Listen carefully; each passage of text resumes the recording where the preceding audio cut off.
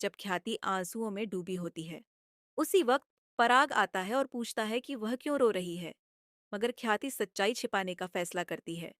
पराग को लगता है कि शायद उसके भाई ने कुछ कहा होगा, जिससे वह दुखी है, और वह उसके भाई को कॉल करने ही वाला होता है कि ख्याति उसे रोक देती है और झूठ बोलती है कि फर्नीचर से उसे चोट लग गई। पराग हंसते हुए कहता है कि उसने कई बार मना किया था उस टेबल से दूर रहने को।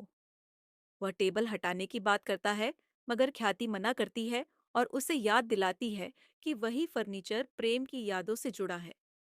पराग मुस्कुराते हुए कहता है कि वह आगे से ज्यादा ध्यान रखे। इसी बीच तोशु अनुपमा से कहता है कि वह किंजल की ऑफिस पार्टी में जा रहा है, इसलिए डिलीवरी नहीं कर पाएगा। अनुपमा खुद ऑर्डर देने का फैसला लेती है और तोशु से कहती है कि किंजल को निराश मत करना। तभी राघव डिलीवरी की जिम्मेदारी लेने की पेशकश करता है, जिससे अनुपमा चौंक जाती है। राघव बताता है कि अनुपमा ने उसे दोबारा जीने की उम्मीद दी है और अब वह दुनिया से मुकाबला करने को तैयार है। यह सुनकर अनुपमा बहुत खुश होती है।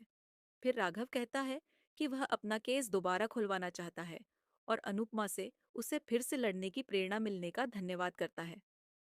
अनुपमा भी उसे धन्यवाद देती है और सलाह देती है कि अब उसे पूरी तरह अपने केस पर फोकस करना चाहिए।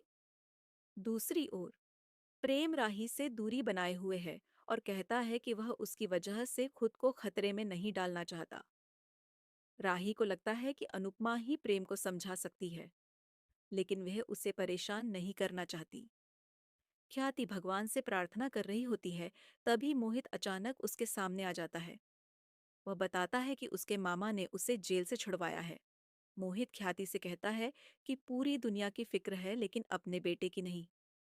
ख्याति माफी मांगती है और उसे जाने को कहती है, मगर मोहित कहता है कि वह सब कुछ तबाह करने ही आया है।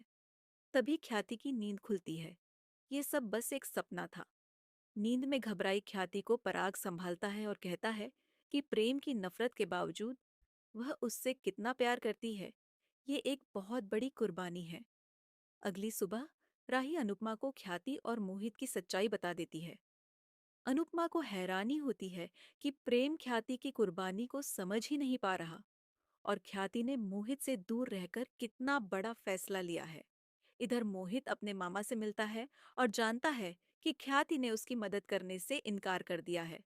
वह सोचता है कि अगर माँ ही मुसीबत बन जाए तो ऊपर वाला भी कुछ नहीं कर सकता। राही ख्याति को मंदिर ले जाती है और वहां उसे एक चुनरी देती है जो ख्याति को उसके अतीत की याद दिला देती है। ठीक उसी वक्त मंदिर में मोहित आता है और दोनों की नजरों का सामना होता है। दूसरी ओर सभी को यह जानकर झटका लगता है कि प्रेम ने मोहित के खिलाफ केस वापस ले लिया है, जिससे मोहित को जमानत मिल गई है। पराग नाराज होता है और सवाल करता है कि प्रेम ने ऐसा क्यों किया। एपिसोड के अंत में हम देखते हैं कि अनुपमा ख्याति से कहती है कि अब समय आ गया है कि वह कोठारी परिवार के सामने पूरी सच्चाई रखे।